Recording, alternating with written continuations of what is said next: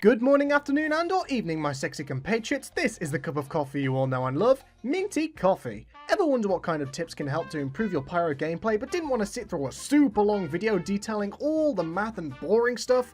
Then look no further than Minty's Microtips. Let's start with some general tips. Keep health management high on your priority list. As the least mobile offensive class, you have less opportunities to escape combat.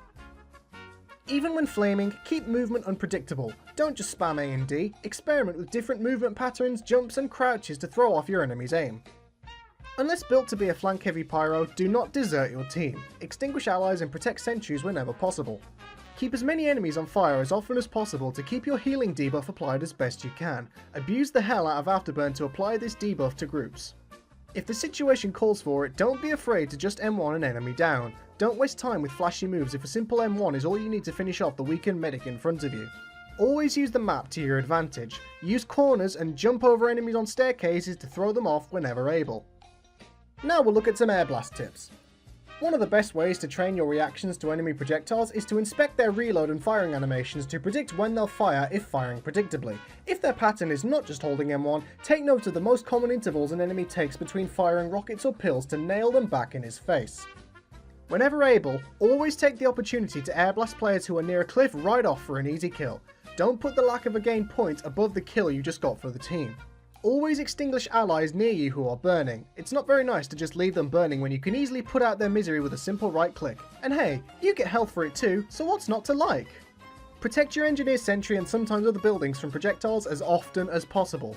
This may not always apply on offense, but on defensive teams this is crucial.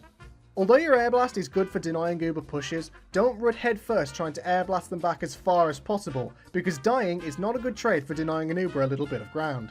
And the most important, air blasting is not an offensive ability. Time you spend air blasting projectiles is time you're not putting out your own damage and gives enemies ample opportunities to put you down, so don't use your air blast haphazardly or too much. Now we'll move right on to some primary weapon tips. The best for supportive use, keep the stock flamethrower handy if a fair mix of offense and defense is what you're looking for. A flanker's best friend, keep this handy if you find the front of your enemies too ugly to look at. For a slightly more offensive team Pyro, this Sonic Speed Sweet Cake is well worth the use. For a Pyro who likes traditional aim and a rewarding primary, this auto flare gun monster is the choice for you. For the Pyro who just can't take the game seriously, this is a fun little device to take out for a spin, just to let the entire server know how much of a demonic hellspawn you are at heart. Do you need a bit of colour in your life? No? Well, your enemies sure as hell do. Let's go on to some secondary weapon tips. Need a good little sidearm for the most standard of engagements? Look no further than this little beauty. Want to go on a nostalgia trip to when this weapon wasn't dead? Me too, buddy. Me too. Can't stand not having your sidearm out almost instantly? Need more bang for your buck? Then go and write sins but not tragedies all over the bad guys' faces. Don't care for niche utilities and just want to shoot first, ask questions later kind of weapon? This signalling menace is the one for you. Come fly with me and the loveliness that is the detonator. Detonate yourself into the air with this mobile monstrosity. Want to keep those far off bad guys on fire for what seems like an eternity? This beaut's got you covered. Enemy got a Pyro of their own? This crit storing powerhouse could become your second best friend. Do you like nothing more than coating your foes with a healthy dose of liquid ass? Then deny areas upon areas with this can of joy. Not satisfied with self-detonation? Take it a step further with self-aviation. Now let's wrap it up with some melee weapon tips. Want to roleplay as a newbie fireman? Go right ahead, but just remember that your team is always laughing at you. Always. Need a nasty sting for someone who's up in your personal space? This lumbering lunatic will get the job done.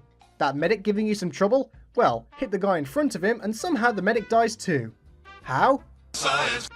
Whether you enjoy a spot of gardening or stuffing your face with health, this homemade honey will keep you going behind enemy lines.